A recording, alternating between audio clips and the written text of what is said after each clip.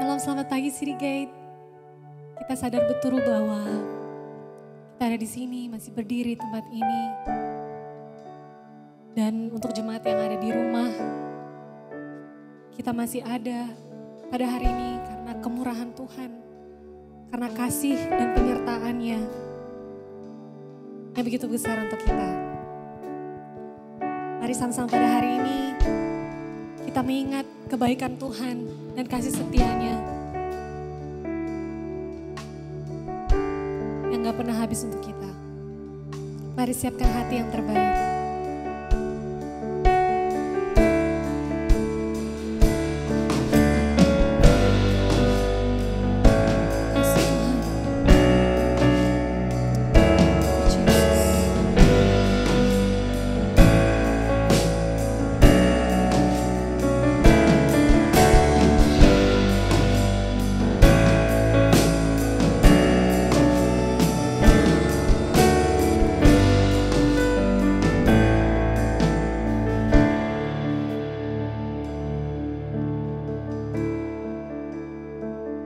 Sama katakan, Kau telah buktikan cintamu padaku, Kau membayarku dengan hidupmu.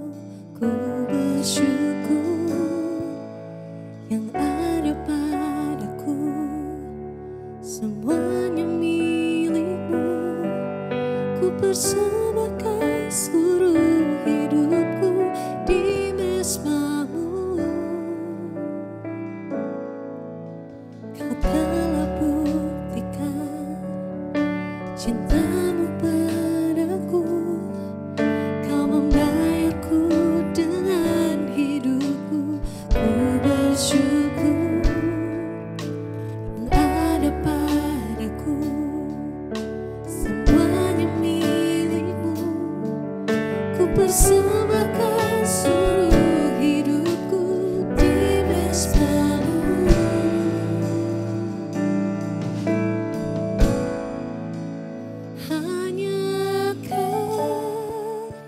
Yang menjadi tempat jawaban, hanyakah tempatku berharap, berjalan bersamamu. Ku takkan goyah sebab tangan kasih-Mu tersedia bagiku. Ku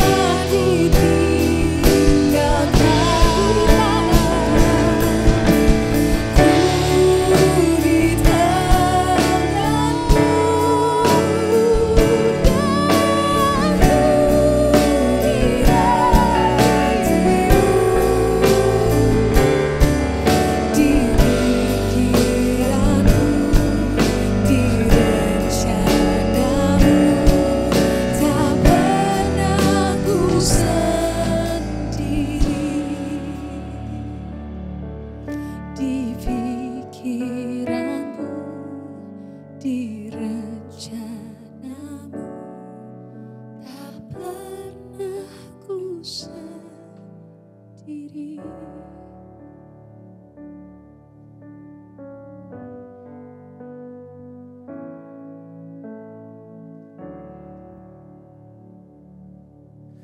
Sideget, how are you? Sebelum kita masuk ke dalam firman Tuhan, mari kita bersatu di dalam doa. Bapa dalam sorga, kami berdoa kiranya isi hati Tuhan ditumpahkan di tengah-tengah kami. Pada saat ini, biar kebenaran ini boleh jadi rema dalam hidup kami. Dalam nama Tuhan Yesus, kami berdoa. Amin. Saudara, saya berdoa kita semua dalam keadaan baik-baik saja. Saya mau meneruskan tentang apa yang telah saya sampaikan beberapa saat yang lalu tentang keserupaan, ya. Bahwa keselamatan dalam kekristenan itu bukan urusan surga dan neraka, tetapi Tuhan hendak mengembalikan kita ke tujuan semulanya, ya. Kita sudah bahas Roma 8, 28, 29, dan sekarang saya akan meneruskannya. Nah, ketika sesuatu itu dikembalikan ke tujuan semula, Allah menciptakan manusia, ya, maka pasti ada proses. Kenapa harus dikembalikan kepada tujuan semula? Sebab kalau sesuatu yang diciptakan oleh Sang Pencipta tidak dikembalikan kepada tujuan semula, maka penyimpangan pasti terjadi. Itu sudah prinsip tujuan. Ketika sesuatu tidak digunakan sesuai tujuannya, maka penyimpangan pasti terjadi. Contoh yang sering saya gunakan, ya misalnya handphone diciptakan untuk telepon. Saudara buat timpuk anjing juga bisa sih, tapi rusak telepon itu, penyimpangan terjadi. Kulkas diciptakan untuk jadi lemari pendingin, tapi kalau saudara mau jadi lemari baju, bisa juga sih. Tapi penyimpangan pasti terjadi, saudara, ya. Nah, itulah sebabnya sesuatu itu harus dikembalikan ke rancangan semula. Dan dalam hal ini Yesus menjadi prototipe manusia sejati. Ini yang sudah kita bahas. Manusia seutuhnya yang dikehendaki Bapa. Nah, untuk proses pengembalian ini ada yang disebut begini, proses keserupaan. Nah, dalam proses keserupaan ini kita punya satu kunci yang harus mutlak kita kuasai, kita kembangkan. Disinilah kunci daripada proses keserupaan itu. Yaitu apa? Yaitu kita harus bisa membangun manusia rohani, atau kita harus bisa menjadi manusia rohani. Ini kunci dari proses keserupaan itu, ya, yaitu menjadi manusia rohani, atau kita harus membangun manusia rohani. Inilah kunci keserupaan itu, saudaraku, ya. Nah, manusia rohani itu apa? Ini yang akan kita bahas. Manusia rohani itu bukan manusia yang spooky, saudara, ya. Tahu spooky, jalan-jalan kemana nanti tiba-tiba saya lihat ada roh jahat di tikungan situ, saya lihat ada tuyul di lantai 2 dan lain sebagainya. Manusia rohani itu bukan manusia yang spooky, yang seakan-akan punya dunianya sendiri, seperti petapa yang tinggal di dalam goa. Enggak, nanti kita lihat apa itu manusia rohani. Manusia rohani juga bukan orang yang kesenggol dikit, haleluya, puji Tuhan, glory, sikalaba laba laba, atau lain sebagainya. Manusia rohani bukan seperti itu, ya. Manusia rohani bukan yang kalau tangannya kejepit pintu teriakannya bukan au, tapi langsung kalau kejepit pintu karena begitu besar kasih Allah kepada dunia ini. Oh, bukan itu, saudara, ya. Hafal ayat bagus, tapi itu gak ada hubungannya dengan manusia rohani atau bukan manusia rohani. Mari kita lihat kebenaran firman Tuhan dulu, 1 Korintus 3 ayat yang pertama sampai dengan yang keempat. Kita akan mulai di sini dulu. Dan aku, saudara-saudara, pada waktu itu tidak dapat berbicara dengan kamu seperti dengan manusia rohani, tetapi hanya dengan manusia duniawi yang belum dewasa dalam Kristus. Susulah yang kuberikan kepadamu, bukan makanan keras, sebab kamu belum dapat menerimanya, dan sekarang pun kamu belum dapat menerimanya. Karena kamu masih manusia duniawi. Kamu tuh gak bisa lo terima makanan keras. Kenapa? Karena kamu masih manusia duniawi. Sebab jika di antara kamu ada iri hati dan perselisihan, bukankah itu menunjukkan bahwa kamu manusia duniawi dan bahwa kamu hidup secara manusiawi? Karena jika yang seorang berkata aku dari golongan Paulus dan yang lain berkata aku dari golongan Apolos, bukankah hal itu menunjukkan lihat bahwa kamu manusia duniawi yang bukan rohani? Nah, saudara, kita lihat dulu di ayat yang pertama jelas sekali bahwa Paulus mengindikasikan ada manusia duniawi, ada manusia rohani. Siapakah manusia duniawi itu, saudara? Ini ngomong sama orang Korintus, mereka semua sudah Kristen. Jadi konteks di sini, manusia duniawi adalah simpelnya tuh gini, manusia yang belum dewasa di dalam Kristus. Siapakah manusia yang belum dewasa di dalam Kristus itu? Ingat ya, ini nih konteksnya bukan lagi bicara orang non percaya, enggak. Ini Paulus lagi bicara kepada jemaat di Korintus. Yang Paulus maksudkan manusia duniawi di sini adalah orang-orang Kristen, saudara, yang ada di kota Korintus. Siapakah manusia duniawi yang belum dewasa itu? Yang belum dewasa dalam Kristus itu, manusia duniawi yang belum dewasa dalam Kristus adalah orang-orang yang tidak dapat memahami perkara-perkara rohani. Makanya di sini Paulus bilang apa? Makanya Paulus bilang, aku tidak bisa berbicara kepada kamu. Aku gak bisa bicara sama kamu seperti kepada manusia rohani. Seperti orang yang sudah dewasa di dalam Kristus. Kamu belum dewasa. Ya, kalau kita punya anak masih SD, itu tetap anak kita, tapi ya pemikirannya belum dewasa. Saudara jangan coba-coba ya pulang ke kantor, misal pulang kerja, ada stres masalah kerjaan, lalu saudara ceritanya sama anak saudara yang masih SD. Itu nanti bisa bebek sama ayam ketemu. Satu kuek-kuek, satu kokok-petok, gak nyambung. Ya, gak nyambung, saudara. Nah, orang yang masih duniawi sulit untuk melihat perkara rohani. Makanya Paulus bilang, aku gak bisa lo ngomong sama kamu itu seperti kepada manusia rohani. Kamu masih duniawi, kamu belum dewasa dalam Kristus. Nah, apa itu perkara rohani? Kan itu persoalannya. Again, perkara rohani adalah apa yang Tuhan sedang kerjakan saat ini dalam hidup kita untuk mengembalikan kita ke tujuan semula. Again, so saya jelaskan pelan-pelan ya, supaya saudara gak bingung ya. Tuhan mau mengembalikan kita ke rancangan semula. Dan manusia seutuhnya yang menjadi target Tuhan adalah pribadi Yesus sendiri. Dirinya pribadi Yesus itulah yang menjadi prototipe manusia. Begini loh manusia yang dikehendaki oleh Bapa. Untuk itu ada yang namanya proses keserupaan. Untuk kita bisa menjadi proses keserupaan ini ya, untuk kita bisa menjalani proses keserupaan ini dengan baik, kita perlu membangun yang namanya ini manusia rohani kita. Siapakah manusia rohani itu? Manusia rohani adalah manusia yang sudah dewasa di dalam Kristus, yang bertumbuh di dalam Kristus. Nah, manusia rohani akan dapat melihat perkara-perkara rohani. Sama seperti yang tadi saya umpamakan, bahwa kalau anak kita masih kecil, kita gak bisa ajak mereka bicara hal urusan kantor kita, urusan kerjaan kita. Tapi kalau sudah dewasa bisa diajak sharing. Kalau masih anak-anak gak bisa.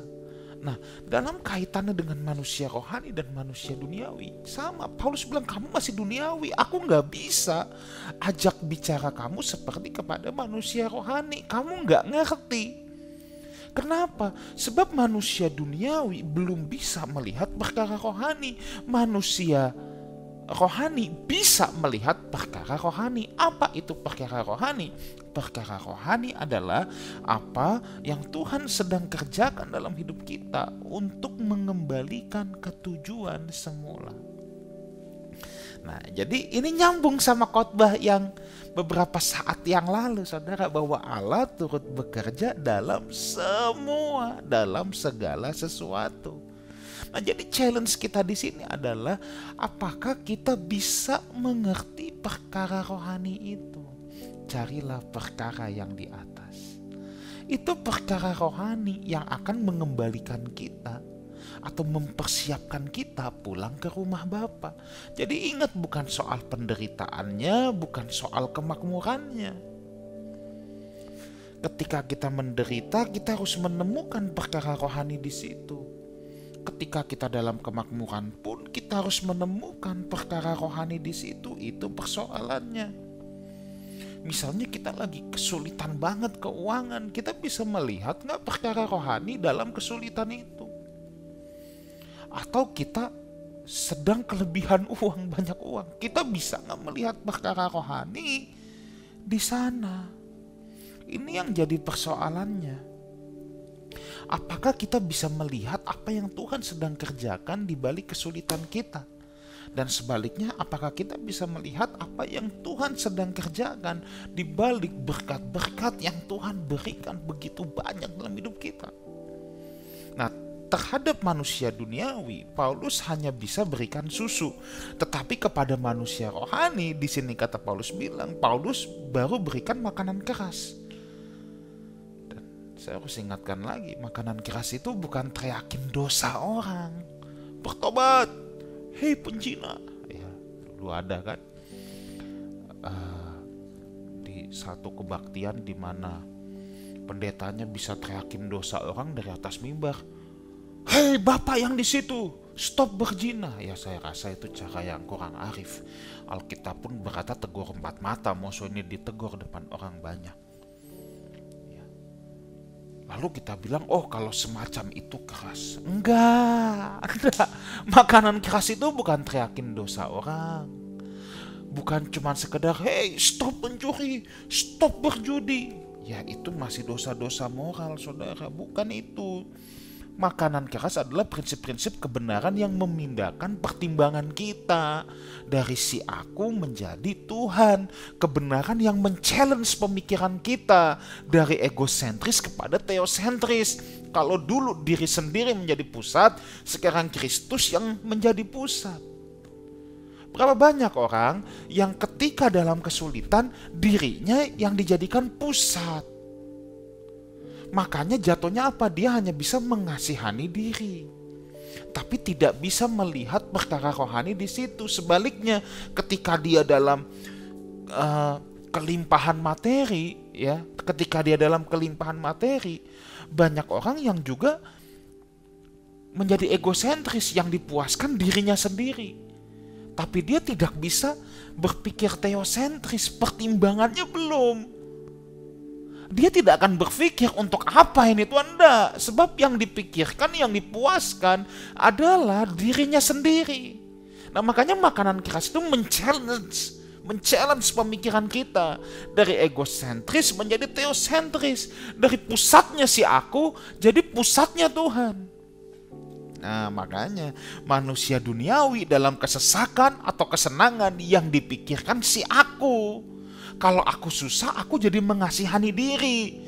Kalau aku senang, aku jadi suka-suka dan memuaskan semua kesenanganku. Itu manusia duniawi. Kalau manusia rohani itu beda. Manusia rohani akan memiliki pandangan rohani untuk melihat apa yang Tuhan sedang kerjakan di balik semua ini. Maka dengar baik ini. Manusia duniawi melihat segala sesuatu, tetapi manusia rohani melihat di balik segala sesuatu. Saya ulang lagi, manusia duniawi melihat segala sesuatu, tapi manusia rohani melihat di balik segala sesuatu.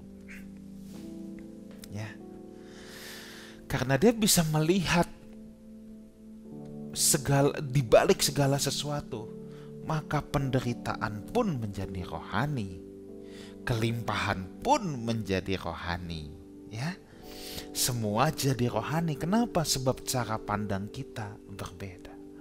Cara pandang manusia rohani berbeda. Kalau kita sudah bisa memindahkan pertimbangan kita menjadi pertimbangan Tuhan, dari egosentris menjadi teosentris, maka kita akan mulai belajar melihat bagaimana Tuhan melihat. Kita akan mulai berjalan di jalan-jalannya Tuhan. Manusia rohani akan berjalan di jalan-jalannya Tuhan. Dan kata Alkitab, jalan Tuhan adalah jalan yang tinggi. Ya, kalau kita melihat sesuatu dari eye level kita, ya, kita melihat sesuatu dari lantai dasar sama dari lantai 20, jelas beda. Lantai dasar itu hanya eye level kita, seberapa jauh kita bisa memandang. Tapi kalau manusia rohani berjalan dalam jalannya Tuhan, kenapa dia bisa melihat di balik segala sesuatu? Sebab dia sudah bisa melihat dari kacamata Tuhan melihat. Itulah yang memampukan dia untuk melihat di balik segala sesuatu. Dia tidak hanya lagi melihat apa yang ada di eye level, tetapi manusia rohani bisa melihat the behind of it, di balik semua itu. Kalau kita ada di lantai dasar, yang ada di depan kita apa? Misalnya kesulitan. Kita nggak tahu di balik kesulitan itu apa. Itu manusia duniawi, memandangnya begitu. Tapi kalau manusia rohani yang berjalan di jalannya Tuhan, dia bisa lihat kesulitan ini, tapi dia bisa melihat di balik kesulitan itu ada apa. Kalau manusia duniawi ketemu berkat besar, ya, dalam hal ini bisa materi, otaknya nih yang, wah, apa yang aku bisa puaskan untuk diriku? Lihat, masih egosentris. Tapi kalau manusia rohani yang berjalan di jalannya Tuhan, dia akan melihat di balik ini ada apa. Makanya manusia duniawi melihat segala sesuatu, tapi manusia rohani melihat di balik segala sesuatu. Makanya again, fokus kita itu bukan pada masalahnya, bukan pada penderitaannya, bukan pada berkatnya, tapi harusnya fokus kita ada pada pembelajarannya. Itu yang penting. Itu sebabnya selalu saya katakan, rohani atau tidak, sesuatu tidak ditentukan oleh sesuatu itu. Siapa bilang orang menderita pasti rohani? Siapa bilang orang menderita pasti diproses Tuhan? Kalau dia tidak bisa melihat ada apa di balik itu, dia tidak akan menjadi rohani loh dari penderitaan yang ia alami. Siapa bilang berkat itu atau uang itu tanda orang gak diproses Tuhan? Uang itu tidak akan menjadi berkat dalam hidupnya. Kesuksesan tidak akan jadi berkat dalam hidupnya kalau dia tidak bisa melihat di balik semua itu. Penderitaan pun sama, penderitaan tidak akan bisa jadi berkat dalam hidup kita kalau kita tidak bisa melihat di balik semua itu. Yang bisa menjadikan penderitaan itu berkat dalam hidup kita, kesuksesan itu berkat dalam hidup kita, kalau kita bisa melihat di balik semua itu. Dan untuk bisa melihat di balik semua itu, tidak ada pilihan lain, tidak ada jalan lain, tidak ada cara lain selain kita harus bisa menjadi manusia rohani. Makanya rohani atau enggak itu bukan sifat aktivitasnya, bukan sifat apa yang kita kerjakan, tetapi siapa yang mengerjakannya. Ya, bekerja bisa jadi duniawi, tapi bekerja juga bisa jadi rohani. Kalau manusia duniawi yang mengerjakannya, maka fokusnya si aku tadi, maka pekerjaan akan jadi duniawi.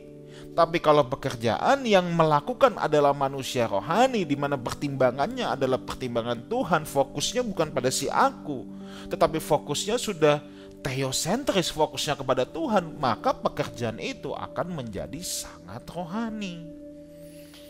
Jadi persoalannya bukan aktivitasnya, tapi siapa yang melakukannya. Itu persoalannya, saudara. Itu persoalannya. Ya. Siapa yang melakukannya? Oh, pelayanan juga sama. Ya. Pelayanan yang dilakukan manusia duniawi akan menjadi duniawi. Sebab fokusnya adalah si aku. Egosentris, tapi pelayanan bisa jadi rohani kalau yang mengerjakan adalah manusia rohani. Ya. Jadi di sini kita harus pahami dulu, ada manusia duniawi, ada manusia rohani, ya. Nah, ayat yang kedua sekarang. Susulah yang kuberikan kepadamu, bukan makanan keras, sebab kamu belum dapat menerimanya. Nah, ini yang menarik, coba perhatikan nih. Dan sekarang pun kamu belum dapat menerimanya. Nah, saudara harus tahu jemaat di Korintus ini jemaat yang luar biasa, jemaat yang ada di kota besar. Paulus sudah mengunjungi dulu. Saat Paulus mengunjungi, Paulus bilang, aku kasih susu. Nah, saat Paulus tulis surat ini kan sudah jauh lewat setelah Paulus mengunjungi jemaat di kota Korintus, tetapi Paulus mendengar hal-hal yang terjadi di kota Korintus. Adanya begitu banyak persoalan, di mana yang menunjukkan persoalan yang terjadi di tengah-tengah mereka adalah persoalan-persoalan manusia duniawi. Makanya Paulus menuliskan ini. Dan sampai sekarang pun dulu, ketika aku di sana, aku kasih kamu susu. Aku sekarang udah gak di situ. Aku berharap aku sekarang bisa berikan kamu bukan susu lagi, makanan keras. Tapi ternyata sampai sekarang pun kamu belum dapat menerimanya. Nah, yang luar biasa saudara ya, yang luar biasa ya. Jemaat di Korintus itu jemaat yang penuh dengan karunia.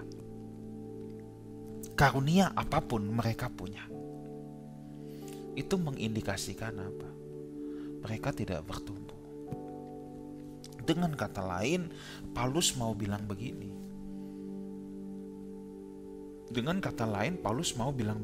Masalah kamu itu cuma satu, kamu gak bertumbuh.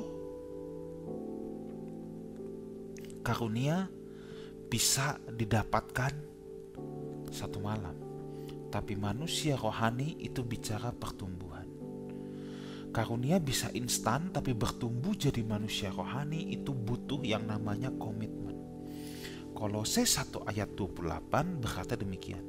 Dialah yang kami beritakan apabila tiap-tiap orang kami menasehati dan tiap-tiap orang kami ajari dalam segala hikmat, untuk memimpin tiap-tiap orang kepada kesempurnaan dalam Kristus.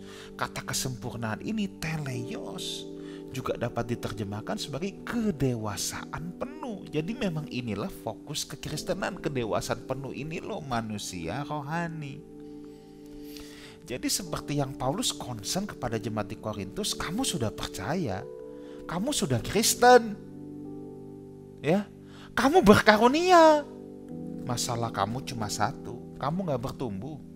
Buktinya apa? Ada manifestasi kedagingan di sana. Nah, itu yang kita lihat di ayat yang ketiga, ya.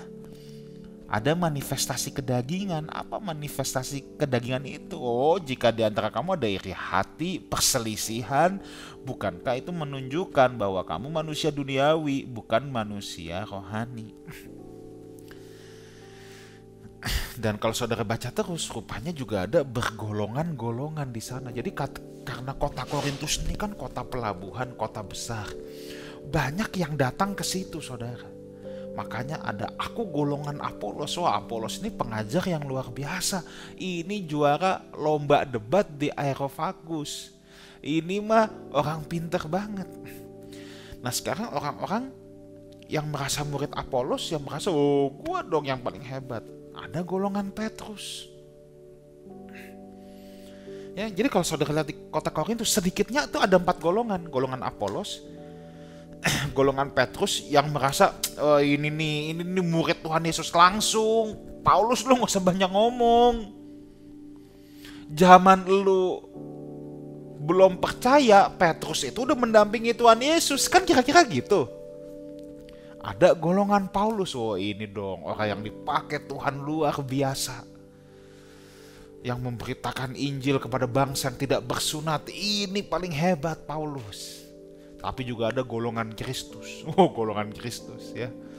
Golongan Kristus kalau menurut catatan sejarah ini yang mengklaim ini yang paling original. Pokoknya kita mah nggak usah ikutin manusia, kita langsung sama Tuhan, ayo. Dan Paulus bilang, hey, kalau kamu masih bergolongan-golongan, merasa diri paling benar, merasa diri paling hebat, itu menunjukkan kamu adalah manusia duniawi. Simple. Ya, jadi perselisihan golongan-golongan, merasa diri paling benar, ini semua adalah manifestasi daging dalam pelayanan. Tadi saya katakan, bungkusannya bisa pelayanan, belum tentu rohani, saudara. Bisa saja ada manifestasi daging di sana. Dan itu yang persis terjadi di kota Korintus. Dengar baik ini, manusia rohani tidak menjadi raksasa rohani. Manusia rohani akan tahu tempatnya dalam tubuh Kristus, ia akan berfungsi, ia akan mengambil bagian di dalam tubuh Kristus itu dan berfungsi sesuai peran yang Tuhan tetapkan kepadanya. Manusia rohani itu bukan raksasa rohani yang merasa diri bisa dalam segala hal, merasa diri mampu dalam segala hal, itu jadi Superman rohani, saudara. Bukan itu manusia rohani. Justru manusia rohani akan tahu fungsinya dalam tubuh Kristus dan dia akan mengambil bagian dalam tubuh Kristus itu sesuai fungsi dan peran yang Tuhan percayakan kepada mereka. Makanya kalau manusia duniawi, biarpun aktivitasnya pelayanan, dia akan menghasilkan manifestasi daging. Tapi kalau manusia rohani, sekalipun dia berdagang, tetapi tetap akan menghasilkan manifestasi buah roh. Ini yang saudara harus catat baik-baik ya. Nah, untuk bertumbuh tuh gimana? Ya harus latihan keserupaan. Latihlah dirimu beribadah. Ini ayat yang saya harus ulang-ulang terus. Dan saya sangat suka, latihlah dirimu beribadah. Ya kalau mau jadi rohani harus begitu. Latihan keserupaan, eusabia, the godliness. Itu bukan kita jadi spooky, saudara, ya. Tetapi itu sangat natural. Latihan keserupaan adalah melatih apa yang ada di dalam kita. Ya, lihat buah roh, ya, kasih, sukacita, kelemah lembutan, itu semua ada di dalam kita. Makanya manusia rohani itu bukan manusia yang spooky, manusia yang natural. Manusia siapa yang paling rohani dalam Alkitab? Coba, siapa? Saya rasa Yesus adalah manusia sejati yang pernah hidup, yang paling rohani, ya. Kita semua pasti sepakat. Apa yang Yesus kerjakan? Apakah Yesus tinggal sendirian di goa? Ada saatnya dia sendiri dengan Bapa berdoa semalaman. Ada saatnya. Tapi apakah hanya itu? Apa sih keseharian Yesus? Kisah Rasul 10 ayat 38. Yaitu tentang Yesus dari Nazaret. Bagaimana Allah mengurapi dia dengan Roh Kudus dan kuat kuasa. Lihat, Allah mengurapi dia dengan Roh Kudus dan kuat kuasa. Ini manusia rohani banget diurapi Tuhan. Tandanya apa? Alkitab tidak mencatat, maka Yesus berjalan, samping-sampingnya ditiup semuanya rebah. Bukan itu. Alkitab gak mencatat begitu. Yang Alkitab catat adalah dia berjalan keliling sambil berbuat baik. Look how natural he is. Betapa naturalnya yang dia kerjakan. Simple, berjalan keliling. Yang penting apa? Berbuat baik. Yesus gak bikin yang aneh-aneh. Yesus gak bikin yang macam-macam. Dia hanya menjadi manusia normal, manusia natural. Dia berjalan keliling sambil berbuat baik. Dan menyembuhkan semua orang yang dikuasai iblis. Sebab Allah menyertai dia. Dengan kata lain apa? Kemanapun Yesus pergi, ada dua ciri yang mengikuti dia. Satu berbuat baik, 2 membawa kelepasan. That's it. Berbuat baik dan membawa kelepasan. Mau latihan keserupaan? Latihlah 2 ini. Berbuat baik dan membawa kelepasan. Ini bukan saudara jadi Ghostbuster ya. Enggak, bukan itu. Ayo dong bawa kelepasan. Orang yang terikat ketemu kita jadi dilepaskan dari ikatan. Ikatan itu bukan hanya ikatan kuasa gelap, saudara. Ada orang yang terikat dengan perzinahan, bergaul sama kita jadi gak berzina lagi dia. Itu tanda kita manusia rohani yang diurapi oleh Roh Kudus dengan kuat dan kuasa. Ada orang yang terikat dengan perjudian, perzinahan, dan lain sebagainya.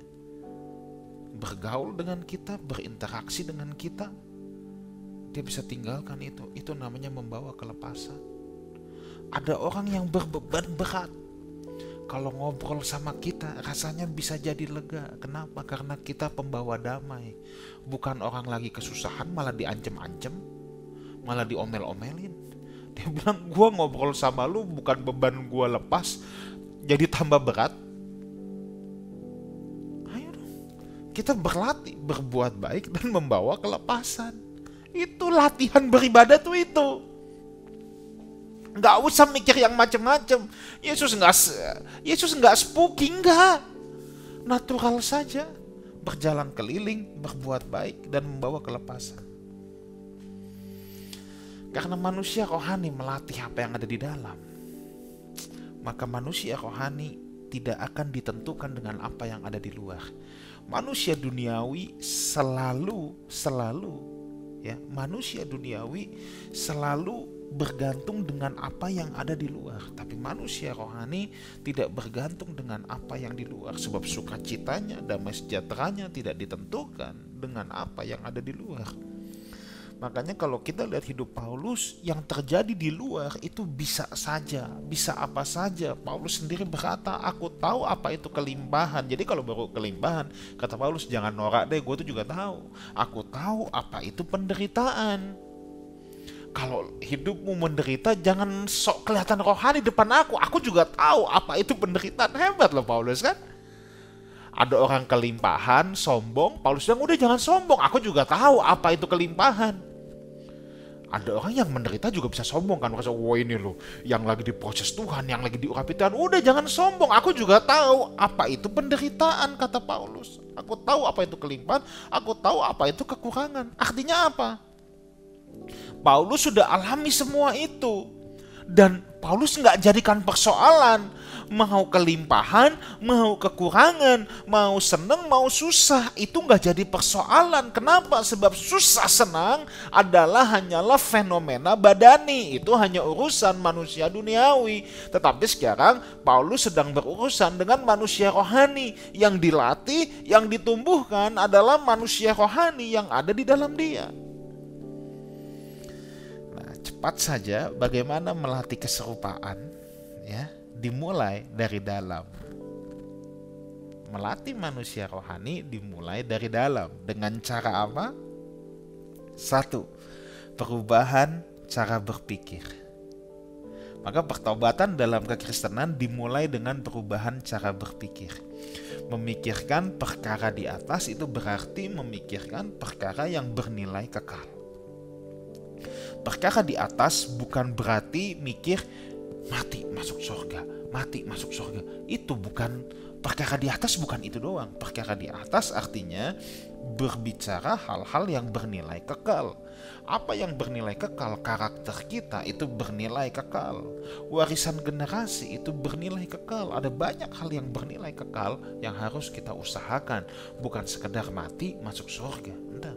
Perkara di atas adalah perkara-perkara yang bernilai kekal. Filipi 4 ayat 8 dan ke-9, lihat ini. Jadi akhirnya saudara-saudara, semua yang benar, semua yang mulia, semua yang adil, semua yang suci, semua yang manis, semua yang sedap didengar, semua yang disebut kebajikan dan patut dipuji, pikirkanlah semua itu. Itulah perkara yang di atas. Ya. Dan apa yang telah kamu pelajari, dan apa yang telah kamu terima, dan apa yang telah kamu dengar, dan apa yang telah kamu lihat padaku, lakukan itu. Maka Allah, sumber damai sejahtera, akan menyertai kamu. So, pikirkan itu dan lakukan. Gak cukup cuma pikirkan, tapi Paulus bilang lakukan itu. Jadi yang pertama, perubahan cara berpikir. Pikirkan hal-hal yang bernilai kekal. Yang kedua, yang terakhir, bagaimana kita melatih keserupaan itu, ya, yaitu dengan mengucap syukur terus menerus. Mengucap syukur adalah tanda kita setuju dengan Tuhan. Bersungut-sungut adalah tanda kita mendemo Tuhan atau tidak setuju dengan Tuhan. Kenapa mengucap syukur saya katakan sebagai bagian dari latihan keserupaan? Sebab ketika kita mengucap syukur, kita sedang setuju dengan proses yang Tuhan kerjakan dalam hidup kita. Baik kekurangan aku mengucap syukur, kelimpahan aku mengucap syukur, dalam penderitaan aku mengucap syukur, dalam kelepasan aku mengucap syukur. Artinya apa? Aku setuju dengan Tuhan apapun yang terjadi dalam hidupku. Sebab semua yang terjadi, susah senang, itu hanya fenomena badani. Tetapi sebagai manusia rohani, aku berjalan di jalannya Tuhan, dan aku melihat ada apa di balik semua itu. Selamat bertumbuh. Tuhan Yesus menyertai kita semua. God bless you.